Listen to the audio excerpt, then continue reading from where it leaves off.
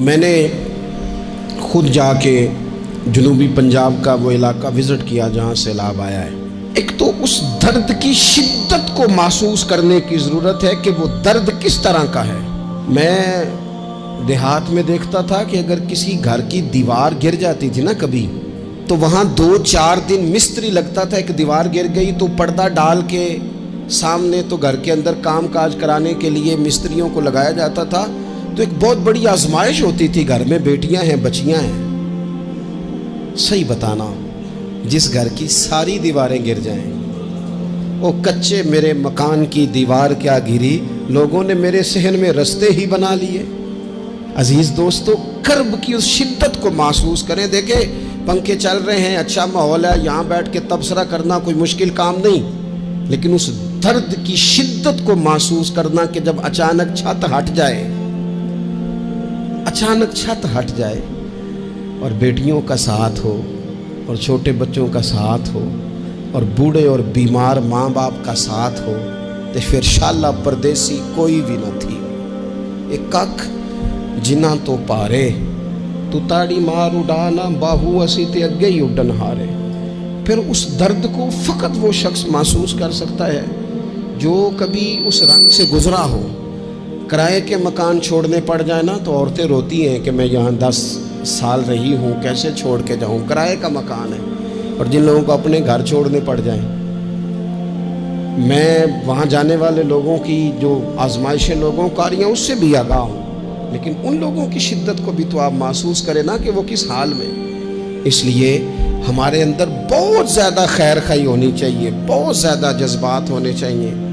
یقین کرنا، کچھ چیزیں دیکھی نہیں جا رہی، کچھ باتیں سنی نہیں جا رہی، اور کسی نے کہا تھا کہ میری حیات کا افسانہ پوچھنے والے اور کہیں کہیں سے تو یہ قصہ پڑھا نہ جائے گا، یہ مشکل ہے، تیری کتاب بھیگ جائے گی، یہ تیرے لیے مشکل ہے۔ تو ان لوگوں کے درد کو سمجھنے کی ضرورت ہے۔ ایسا نہ ہو کہ آج کل ہمارے جذبات بڑے اچھے ہیں اور پھر کچھ دنوں کے بعد یہ مان پڑنے لگے۔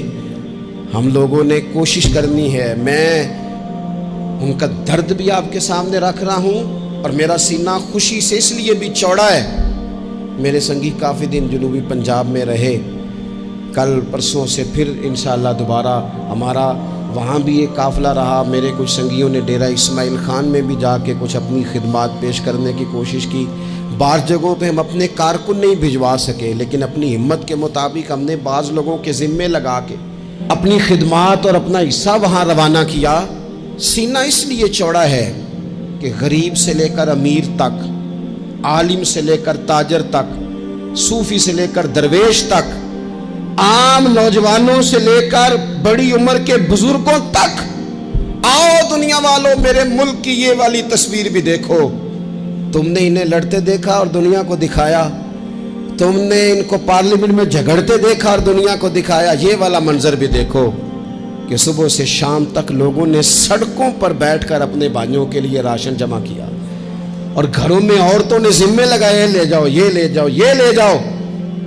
یہ جتنے مرضی بھی حالات خراب ہو جائیں، یہ قوم اس لیے کبھی بنجر دل نہیں ہو سکتی کہ یہ رحمت للعالمین نبی کی امت ہے۔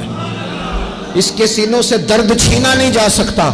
ان لوگوں نے کمال کر دیا۔ مذہبی تنظیمیں، جماعتیں، رفائی فلاحی ادارے، لوگ نکلے، بس کچھ چیزوں کو مرتب کرنے کی ضرورت ہے، کچھ معاملات کو طے کرنے کی ضرورت ہے۔ سلام عقیدت پیش ہے ان لوگوں کو جس نے جس حال میں بھی وہاں خدمات پیش کی۔